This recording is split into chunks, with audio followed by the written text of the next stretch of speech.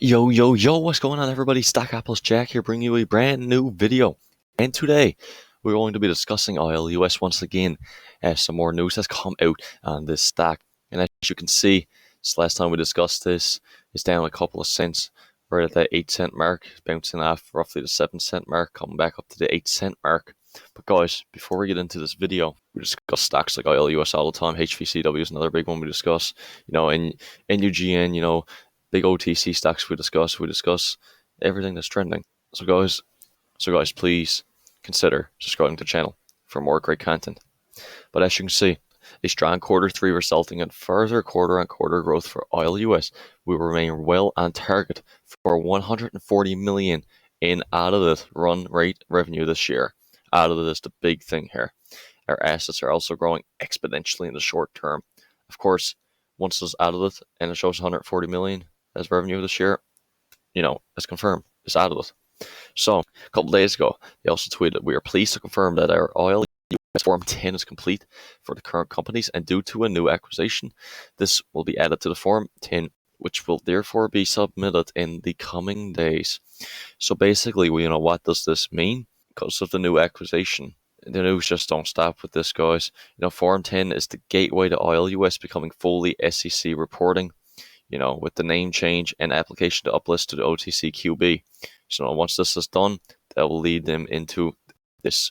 And the big things coming for this stock, of course, with the uplisting.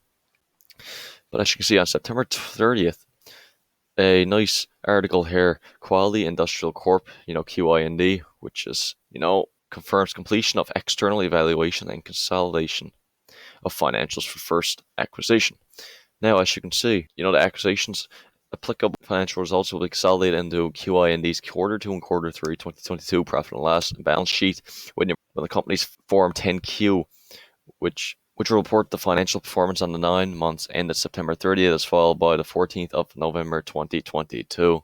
And as you can see at the bottom there, some of the projections, 2022 projected revenue is 105 to 125 million. Big number for projected total assets, 450 to 500 million.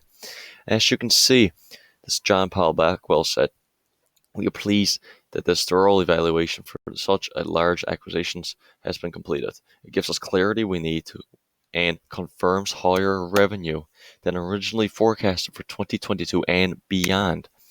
It's an exciting growth period for the company with the first acquisition and further progress. Behind the scenes on additional manufacturing acquisitions will have reached their final stages."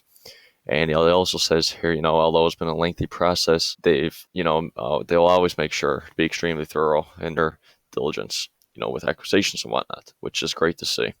Here's what Nick Link said, who was the chairman of QIND, of course, and CEO of ILUS. As you can see, it is important to note the legally binding agreement for this acquisition has already been signed, and the first payment in line with the acquisition has already been made. Of course, that was the million. We're now working with the company to ensure that a change of control does not impact on their award of large tender contracts with global multinational companies.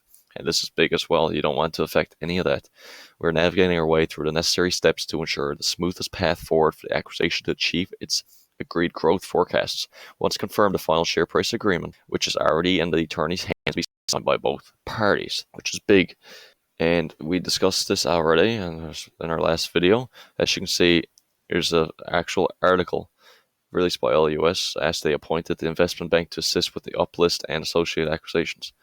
As you can see, ILUS CEO Nicholas Link again said, "We are pleased to confirm that we are working with a New York headquartered investment bank to deliver the uplist and acquisition plans, which we have been busy with for many months now. The investment bank is certainly one of the most active middle market investment banks and is a well-known leader in public offerings. They got a global presence with billions under the management, and most importantly, they believe in our vision and growth strategy for the emergency response in industrial sectors.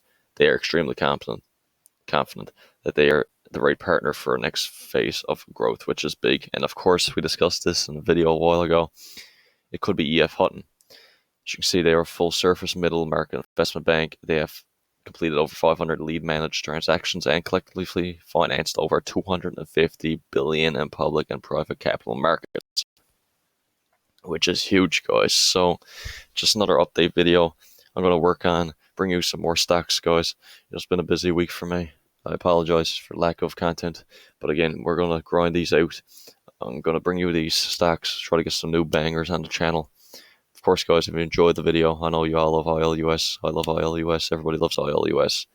And this is still the beginning. People are upset about how long this IPO with ERT is taking. It's not in their hands, guys. You know, they're saying they want to be sure and extremely thorough, as he stated, going through with this. Guys, if you enjoyed the video, please leave a like, subscribe for more content. And of course, have a fantastic day. Thanks for watching. Jack out.